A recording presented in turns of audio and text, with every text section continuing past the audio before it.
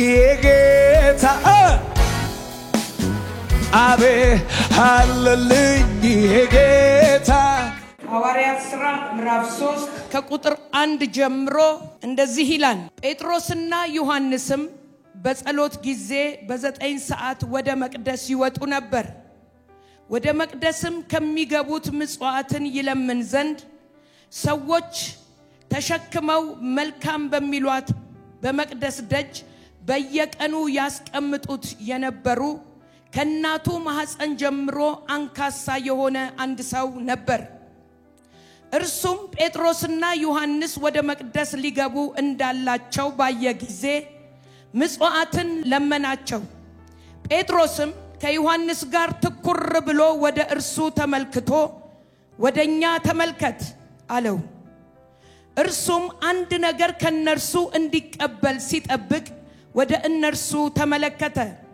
ጴጥሮስ ግን ብርና ወርቅ የለኝም፣ ይህንን ያለኝን ግን እሰጥሃለሁ፣ በናዝሬቱ በኢየሱስ ክርስቶስ ስም ተነሳና ተመላለስ አለው።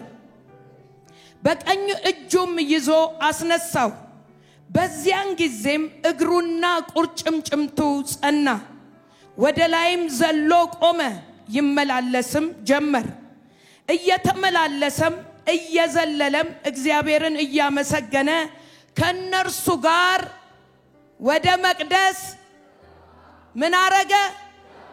በሉት እስኪ እንደ እግዚአብሔር ሰው ሰማይ ወክሎ እፊታችሁ እንደቆመ ሰው እናገራለሁ። 2018 ወዳላያችሁት ክብር፣ ወዳልተለማመዳችሁት ክብር፣ በጆሮ ወዳልሰማችሁት ክብር መግባት ይሆናል። በዚህ ክፍል ላይ ስንመለከት ጴጥሮስና ዮሐንስ መልካም ወደምትባል ስፍራ መጥተው ጸሎት ሊያደርጉ ወደ ቤተ መቅደስ ሲመጡ ታገኙአቸዋላችሁ። የመጡት ጸሎት ሊያደርጉ ነው። እንደ ልማዳቸው ጸሎት ለማድረግ ወደ ቤተ መቅደስ መጡ ይላል። ቤተ መቅደስ ከመምጣታቸው በፊት ምን ሲሰሩ ነበረ? የት ነበሩ? ምን ያደረጉ ነበር ወደሚለው እንድትጠይቁ የታሪኩ ዳራ ራሱ ይገፋፋችኋል። ምዕራፍ 2 ላይ ሄዳችሁ ስትመለከቱ ከ120 በላይ የሆኑ ደቀ መዛሙርቶች ተሰብስበው በአንድ ላይ ሲጸልዩ ከነበሩት መካከል ጴጥሮስና ዮሐንስ ከነዛ መካከል ናቸው። 120 የሚሆኑ በአንድ ልብ ሆነው በኢየሩሳሌም እየጸለዩ ከነበሩ ሰዎች መካከል ሁለቱ ናቸው ማለት ነው። ጴጥሮስ መጀመሪያ ኢየሱስ ክርስቶስን ሲከተል ኢየሱስ ራሱ ፈቅዶ ተከተለኝ ብሎ የጠራው ከአሳ አጥማጅነት ሰው አጥማጅ ትሆናለህ ተብሎ የተጠራ ና ተከተለኝ ተብሎ የተጠራ ኢየሱስን በመከተልና ኢየሱስን በመውደድ የሚታወቅ ጴጥሮስ መንፈስ ቅዱስ ግን እሱ ላይ ስላልመጣና ስላልተሞላ ኢየሱስ ሞቶ ስላልተነሳ ወይንም ደግሞ ስላልከበረ መንፈስ ቅዱስ አልወረደም ነበርና ጴጥሮስ በተለያየ ስፍራ የሰይጣን መጠቀሚያ ሲሆን ታገኙታላችሁ።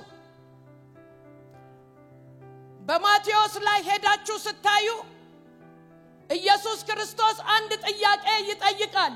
ምን ብሎ ነው የሚጠይቀው? ይሄ ሕዝብ እኔን ሲከተለኝ ማን ብሎ ነው የሚከተለኝ? አውቆኛል ወይ? ወይንስ ምግብ ስለበላ ሆዱ ስለሞላ ነው የሚከተለኝ? ማን ብሎ ነው የሚከተለኝ? እስኪ ንገሩኝ ብሎ ኢየሱስ እነዚህን 12ቱን ደቀ መዛሙርቶች ሲጠይቃቸው ደቀ መዛሙርቱ ደግሞ ወይ ጌታ ሆይ ማን ብለው እንደሚሉ አታውቅም እንዴ? አንዳንዶቹ እኮ መጥምቁ ዮሐንስ ነው ይሉሃል፣ አንዳንዶቹ ደግሞ ነብዩ ኤርሚያስ ነው ይሉሃል፣ አንዳንዶቹ ደግሞ ከነቢያት አንዱ ነው ይሉሃል፣ አንዳንዶቹ ደግሞ ኤልያስ ይሉሃል እያሉ ሲመልሱለት ቆይ እነሱን ተዋቸው፣ እናንተ ግን እኔን ስትከተሉ ማን ብላችሁ ነው የተከተላችሁኝ? አውቃችሁኛል ወይ? እኔ ማን እንደሆንኩ ተረድታችኋል ወይ ብሎ ኢየሱስ ጥያቄ ሲያቀርብ ጴጥሮስ ወዲያውኑ አንተ አለ አንተ የሕያው የእግዚአብሔር ልጅ ነህ አለው። ያኔ ኢየሱስ ምን አለው ይላል? ይሄንን ስጋና ደም ምን አላረገልህም አልገለጠልህም፣ በሰማይ ያለው አባቴ ነው የገለጠልህ። እዛው ክፍል ላይ ደግሞ ሄዳችሁ ስትመለከቱ ኢየሱስ ይሄንን ካለ በኋላ በዚህ በተገለጠው ቃል ባመጣው ቃል ላይ ቤተክርስቲያኔን እተክላለሁ የገሃነም ደጆች አይቋቋማትም አይችሏትም ካለ በኋላ የሚገርመው ነገር ኢየሱስ እንደሚሞት ለሰው ልጆች እንደመጣ ለኃጢአተኞች ነፍሱን አሳልፎ እንደሚሰጥ እንደሚሞት ሲናገር ወዲያው ደግሞ ሰይጣን ተጠቅሞበት ጴጥሮስን ኢየሱስን ምን ሲለው እናገኛለን? አይሁንብህ አትሙት ይሄንን እንዳታደርገው ሲለው ታያላችሁ። ወዲያው ኢየሱስ አንተ ሰይጣን ወግድ ከኔ የሰውን እንጂ የማንን የእግዚአብሔርን አታይም ሂድ ከኔ ብሎ ሲገስጸው ታያላችሁ። ጴጥሮስ እንግዲህ እዚህ ጋር አንደ እግዚአብሔር ሲጠቀምበት አንደ ደግሞ ሰይጣን ሲጠቀምበት ታዩታላችሁ። በሌላ ስፍራ ላይ ደግሞ ስትመለከቱ ሁሉ ትቶት ኢየሱስን ሲሄድ ኢየሱስ ተይዞ በገዢ ግቢ ውስጥ ሲጣል እናንተ መሄድ ትፈልጋላችሁ ሲላቸው አንተ የዘላለም ሕይወት ቃል አለ ካንተ ወዴት እንሄዳለን? እኔ እስከ መጨረሻ ድረስ ነው መከተል ምንም ቢመጣ አልተውህም አልክድህም ብሎ ሲለው ኢየሱስ እንዲህ ይለዋል እውነት እውነት እልሃለሁ ዶሮ ሳይጮህ ስንት ጊዜ 3 ጊዜ ትክደኛለህ አለው። ታሪኩን ታውቁታላችሁ። ገዢ ግቢ ውስጥ ኢየሱስ ተይዞ እየተደበደበ ኢየሱስን ለማየት ወደዛ ወደ ገዢ ግቢ ሲገባ እሳት ከሚያነዱት ሴቶች መካከል አንዷ ጴጥሮስን ስትመለከተው እዴ አለች ይሄ ሰውዬ ከሱ ጋር ነበር የሱ ተከታይ ነው ብላ ስትል አንቺ ሴት እኔ የምትዩን ሰውዬ አላውቀውም አለ። እምትናገሪውን ሰው አላውቀውም እንዴ በጭራሽ ንግግር ራሱ ያስታውቃል ከሱ ጋር ነበርክ ስትለው እየተራገመ ይላል መጽሐፍ ቅዱስ ምን አረገ ይላል? ኢየሱስን ስንት ጊዜ? 3 ጊዜ ካደው። በደንብ ስሙኝ መልእክት ስለሆነ ምነግራችሁ 3 ጊዜ ካደው። ከዛ ዶሮ ጮኸች። ኢየሱስም ዞር ብሎ ጴጥሮስን ሲመለከተው ወይኔ ብሎ ልብሱን ቀዶ እያለቀሰ ወጣ። ጮኸ፣ በእግዚአብሔር ፊት አለቀሰ ጴጥሮስ።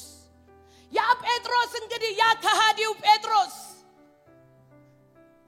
ያ አላቆም ብሎ በገረድ ፊት የካደው ጴጥሮስ ከ120ዎቹ ጋር አብሮ ኢየሱስ ሞቶ ከተነሳ በኋላ ወደ ሰማይ ሊያርግ በደብረ ዘይት ተራራ ላይ ጠራቸውና ምዕራፍ 1 ሐዋርያት ሥራ ምዕራፍ 1 ላይ እንዲህ ይላቸዋል በኢየሩሳሌም ቆዩ ኃይል እስክትቀበሉ ድረስ ከሃዲውን ብርቱ የሚያደርግ ጀግና የሚያደርግ ኃይለኛ የሚያደርግ እንደ ሌላ ሰው የሚያደርግ ታሪክን የሚቀይር እሱ መንፈስ በእናንተ ላይ እስኪመጣ ድረስ በኢየሩሳሌም ቆዩ። ከጥቂት ቀን በኋላ በእሳትና በመንፈስ ምን ትሆናላችሁ? ትጠመቃላችሁ። ከዛስ በኢየሩሳሌም በይሁዳ በሰማርያ እስከ ምድር ዳርቻ ድረስ ምስክሮቼ ትሆናላችሁ። ይሄ ኃይል ብርቱ ያረጋችኋል። ይሄ ኃይል የተነገራችሁ ጋር ያደርሳችኋል። ይሄ ኃይል ያያችሁት ጋር ያደርሳችኋል። ይሄን ኃይል እስክትቀበሉ ድረስ ግን በየት ቆዩ? በኢየሩሳሌም ቆዩ። ይሄን ኃይል ካልተቀበላችሁ ለኔ ምስክር መሆን አትችሉም። ብቁ መሆን አትችሉም። ማገልገል አትችሉም። ከፊታችሁ የሚገጥማችሁን መከራ ማለፍ አትችሉም። መከራውን ማለፍ የምትችሉት የሚመጣባችሁን ችግር ማለፍ የምትችሉት ይሄ ኃይል በእናንተ ላይ ሲመጣ ነው። እኔ ቢሄድ ይሻላችኋል፣ አጽናኙን ምን አረግላችኋለሁ? እልክላችኋለሁ እሱ በመጣ ጊዜ ወደ እውነት ይመራችኋል የነገርኳችሁን ያስታውሳችኋል ዓለም አያውቀውም እናንተ ግን በውስጣችሁ ስለሚሆን ታውቁታላችሁ የእውነት መንፈስ ይባላል የክብር መንፈስ ይባላል አረ ሃሌሉያ ይሄ መንፈስ ደካማውን ከሃዲውን ሌባውን አታላዩን ውሸታሙን ታሪክ ይቀይራል ተቀይሮ ነው ታሪኬ እዚህ የተገኘሁት የሚል ስንት ሰው አለ መንፈስ ቅዱስ ታሪኬን ቀይሮልኝ ነው የሚል ስንት ሰው አለ ይሄ ኃይል በእናንተ ላይ በመጣ ጊዜ እንደ ሌላ ሰው ትሆናላችሁ አገልግሎታችሁ ይቀየራል አሰማማችሁ ይቀየራል አረማመዳችሁ ይቀየራል አለ ኢየሱስ ምዕራፍ 2 ቁጥር 1 ላይ ተሰብስበው ሲጸልዩ ከ700 ዓመት በፊት ነብዩ ኢዮኤል የተነበየው ትንቢት የተናገረው ትንቢት በስጋ ለባሾች ላይ ምን አደርጋለሁ መንፈሴን አፈሳለሁ ሴቶች ልጆቻችሁ ትንቢት ይናገራሉ ሽማግሌዎች ህልምን ያልማሉ የተባለው ቃል ይፈጸም ዘንድ ተሰብስበው ድንገት እየጸለዩ ያለ ድንገት ተቀምጠው የነበሩበትን ቤት ምን አረገው ይላል ሞላው ድንገት እንደሚነጥቅ አውሎ ነፋስ ከሰማይ ድምጽ መጣ ተቀምጠው የነበረውን ቤት ሞላ የተከፋፈለ ልሳኖች ታዩአቸው በእያንዳንዳቸው ላይ ተቀመጠባቸው መንፈስም ይናገሩ ዘንድ እንደሰጣቸው በሌላ ልሳኖች ይናገሩ ጀመር አረ ሃሌሉያ ይሄ ከሆነ በኋላ ነው እንግዲህ መንፈስ ቅዱስ ጴጥሮስ በላዩ ላይ ከመጣ ከተሞላ በኋላ ትናንትና የነበረውን ህይወት አይደለም አሁን ጴጥሮስ ያለው የጧቱ አይነት አይደለም የጴጥሮስ ህይወት አሁን መንፈስ መጥቷል ታሪክ የሚቀይር መንፈስ መጥቷል ህይወት የሚቀይር መንፈስ መጥቷል አይቶት ወደማያቀው አገልግሎት የሚያስገባ ክብር መጥቷል አረ ያስገባኝ ፈልገዋለሁ የሚል አሜን ብሎ ይውሰደው ያልተለማመደው ነገር ለጴጥሮስ ሊገጥመው ነው ለጴጥሮስ ያልጠበቀው ያልገመተው ነገር በህይወቱ ላይ መፈጸም ሊጀምር ነው ዛሬ የሚያምን አንድ አማኝ ካለ በአገልግሎቱ ላይ በህይወቱ ላይ ያልተለማመደው ክብር ያገኘዋል ወዳልተለማመደው ክብር አንድ ሰው ይገባል ልግባ የሚል ካየሩ ላይ አሜን ብሎ ይውሰደው ጴጥሮስ ያልጠበቀው ያልገመተው ነገር አገኘው ካጠገባችሁ ያለውን ሰው ያልጠበቀው ነገር ዛሬ ያገኛል በሉት ወዳልጠበቀው ክብር ትገባለህ በሉት የሚገፋ እጅ ያገኛል በሉት ተገፍተ ትገባለህ በሉት አረ መግባት ፈልጋለሁ የሚል አማኝ ጮሆ አሜን ይበለኝ ጴጥሮስ በህልሙም በውኑም ወደሌለ ወዳልጠበቀው አገልግሎት ገባ ያላሰበው ነገር ገጠመው ያልጠበቀው ነገር ገጠመው ተሰብስበው ሲጸልዩ ሳለ ሰክረው ነው ሲባል አልሰከርንም ማለት ትናንትናኮ ገረዲቷ ፊት ምን ብሏል የካደ ነበር 3 ጊዜ ክዶታል አሁን ግን ክብር መጥቷል ጴጥሮስ እና ዮሐንስ በጸሎት ጊዜ በ9 ሰዓት ወደ መቅደስ ይወጡ ነበር ይላል ሊጸልዩ ነው አይሁዶች በቀን 3 ጊዜ ይጸልያሉ ትዝ ይላችኋል ዳንኤል በቀን 3 እንዳይሰግድ እንዳይጸልይ ሲከለከል በቀን 3 ልማዳቸው ነው ይጸልያሉ ስለዚህ ጸሎት ሊያደርስ ነው ከነበረበት የሰዓት መነቃቃት ውስጥ ወጥቶ ወደ ጸሎት ሄደው ወደ ጸሎት ሲሄድ ግን ያልጠበቀው ነገር ገጠመው መንገድ ላይ የተቀመጠ እጅና እግሩ ማይሰራ ከዚህ በኋላ አገልግሎትህ እንደዚህ ይቀየራል የሚገርማችሁ ነገር ሰውየውን ሲያየው ሰውየው ምን አደረገ ይላል ትኩር ብሎ አየ እነዚህ ሰዎች ዛሬ ታሰረ ብር ሊወረውሩብኝ ነው ብሎ እስከ ዛሬ አይቼም ማላቀው ብር ሊወረውሩ ነው ብሎ በቃ ፈገግ ብሎ ያያቸው አይመስልም አፈጠጠ ሰውየውም ያላየው ክብር ውስጥ ገባ። እነ ጴጥሮስም አገልግሎታቸው ተቀየረ። አንድ አማኝ ካለ ብድግ በልና ከዚህ በኋላ አገልግሎቴ ተቀየረ፣ እርምጃዬ ተቀየረ፣ ህይወቴ ተቀየረ፣ አሰማሜ ተቀየረ፣ እንደዚህ አልቀጥልም፣ በዘመኔ የእግዚአብሔር ክብር ይገለጣል፣ ወዳላየሁት ክብር ገባው ብለ አሜን ብለ ውሰደው። ሰውየው አይናቸውን ያያል። የሚጠብቀው ገንዘብ ነው፣ ብር ሲጠብቅ። አሁን እኛ ብርና ወርቅ የለንም፣ በልሳን እየተንተከተኩ እስከ ዛሬ ሰበሰብከው ብር ይበቃል። ዛሬ ግን ታሪክ የሚቀይር ህይወት የሚቀይር ከሰው በላይ የሚያደርግ ከሰው ላይ አይደለም ከሰው በላይ የሚያደርግ ክብር መጥቷል። ታሪክ የሚቀይር ክብር መጥቷል። አረ ሃሌሉያ! ምን ሊሰጡኝ ነው ብሎ አይናቸውን ሲያይ እኛ ብርና ወርቅ የለንም፣ ክብር ግን መጥቷል፣ ጸጋ መጥቷል፣ መንፈስ መጥቷል። አይናቸውን እያየ አሁን እኛ ብርና ወርቅ አይደለም እንሰጥህ፣ ያለን መንፈስ የሚባል ታሪክ የሚቀይር ኢየሱስ የላከው የእውነት መንፈስ የሚባል የህይወት መንፈስ የሚባል ለሞተው ነገር ህይወት የሚሰጥ ያልነበረውን ወደ ማኖር የሚያመጣ የእግዚአብሔር ክብር ይባላል። አሁን በጌታ በኢየሱስ ስም ተነሳና ተመላለስ ሲባል ሰውየው ምን ማለት ነው? እስቲ ቆይ አንዴ ምናምን አላለም። ምን አረገ እንደሚል ታውቃላችሁ? ዘሎ ተነሳ። ዛሬ ትውልድን ዘሎን የሚያስነሳ ቅባት በ2018 ቤት ትገዛለ መኪና ትገዛለ ሳይሆን ይሄንን ወንጌል ይዘ ይሄንን ክብር ይዘ አሜሪካ ስትባል አውሮፓ ነው ስትባል ኤዥያ ነው ስትባል ይው ደቡብ አፍሪካ ነው ስትባል ይው ከተማው ላይ በገዥነት ትገለጣለ። ይሁንልኝ የሚል አሜን ብሎ ይውሰደው። ወሰድኩ የሚል ይሁንለት። ሰውየው ይላል ዘሎ ተነሳ፣ አልፈዘዘም። እግዚአብሔርን እያመሰገነ ቆይ መጣው ለቤተሰቦቼ ልታይ አላለም። እስኪ ለሚያቆኝ ራሴን ላሳይ አላለም።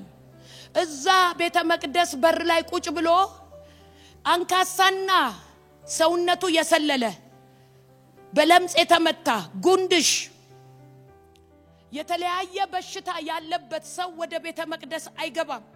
በአይሁድ ሕግና ሥርዓት ደንብ ሰው ሁሉ ወደ ቤተ መቅደስ ሲገባ ይሄ ሰውዬ 40 ዓመት ሙሉ እዛ ቤተ መቅደስ በር ላይ ቁጭ ብሎ ውስጡ ምን ይመስል ይሆን? እነዚህ ሰዎች እዚህ ውስጥ ይገባሉ፣ እኔ ግን መግባት አልችልም ካለብኝ ነገር እያለ ይመኛል፣ ግን መግባት አይችልም። ለምን? ከነበረበት ደዌ ሽባዎች፣ እውሮች፣ አንካሶች ሰውነታቸው የሰለለ መግባት አይችሉም። ልክ ሲፈታ ወደ ከተማ ሮጠም፣ ወደሚራበው፣ ወደ ተጠማው፣ ማየት ወደሚናፍቀው ወደ ቤተ መቅደስ ምን አረገ?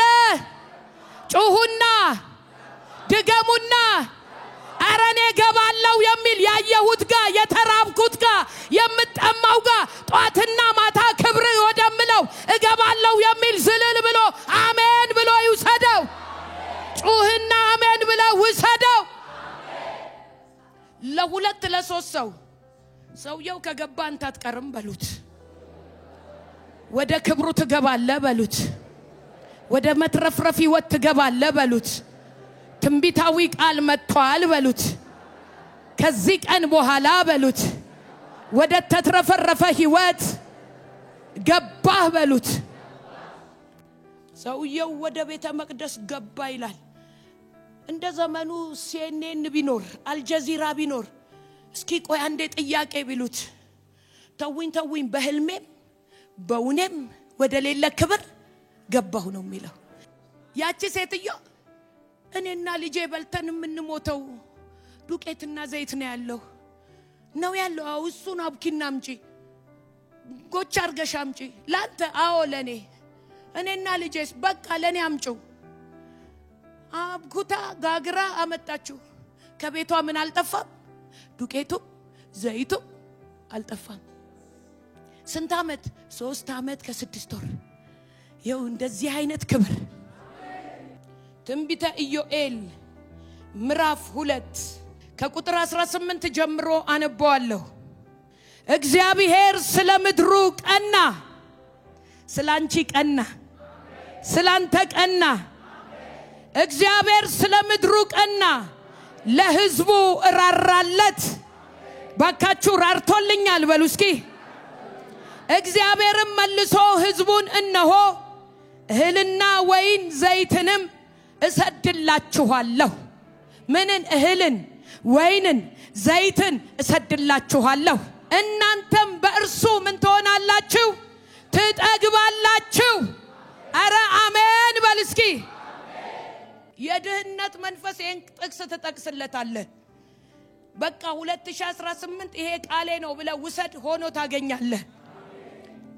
እህልና ወይን ዘይትንም እሰድላችኋለሁ እናንተም በርሱ ትጠግባላችሁ ከእንግዲህ ወዲህ በአሕዛብ መካከል መሰደቢያ አላደርጋችሁም አረጩሁና አሜን በሏ በአሕዛብ መካከል መሰደቢያ አትሆኝም በአሕዛብ መካከል መሰደቢያ አትሆንም መጠቋቆሚያ አትሆንም ከዚህ በላይ መጮህ የሚችል ሰው አሜን ይበል የሰሜንን ሰራዊት ከእናንተ ዘንድ አርቃለሁ ወደ በረሃና ወደ ምድረ በዳ ፊቱን ወደ ምስራቁ ባህር ጀርባውን ወደ ምዕራቡ ባህር አድርጌ አሳድደዋለሁ እርሱም ትዕቢትን አድርጓልና ግማቱ ይወጣል ክርፋቱም ይነሳል አለ ምድር ሆይ እግዚአብሔር ታላቅ ነገር አድርጓልና አትፍሪ ደስ ይበልሽ እልል በይ እናንተ የምድር እንስሶች ሆይ የምድረ በዳ ማሰማሪያ ለምልሟልና ዛፉም ፍሬውን አፍርቷልና በለሱና ወይኑም ኃይላቸውን ሰጥተዋልና አትፍሩ እናንተ የጽዮን ልጅ ሆይ አምላካችሁ እግዚአብሔር የፊተኛውን ዝናብ በጽድቅ ሰጥቷልና እንደቀደመው የፊተኛውን የኋለኛውን ዝናብ አዝንቧልና በእርሱ ደስ ይበላችሁ ለእርሱ እልል በሉ አውድማዎችም እህልን ይሞላሉ መጥመቂያዎችም የወይን ጠጅና ዘይትን ምን አርገው አትረፍርፈው ያፈሳሉ የሰደድኩባችሁን ታላቁን ሰራዊት አንበጣና ደጎቢያ ኩብኩባና ተምች የበላባችሁን አመት እመልስላችኋለሁ ብዙ መብል ትበላላችሁ ትጠግቡማላችሁ ከናንተ ጋር ተአምራትን የሰራውን የአምላካችሁን የእግዚአብሔርን ስም ታመሰግናላችሁ ሕዝቤ ለዘላለም አያፍርም እኔም በእስራኤል መካከል እንዳለው እኔም አምላካችሁ እግዚአብሔር እንደሆኑ ከእኔ በቀር ሌላ አምላክ እንደሌለ ታውቃላችሁ ሕዝቤ ለዘላለም አያፍርም ለዚህ ቃል እልልታ ጭብጨባ ክብር አምጡ ሃሌሉያ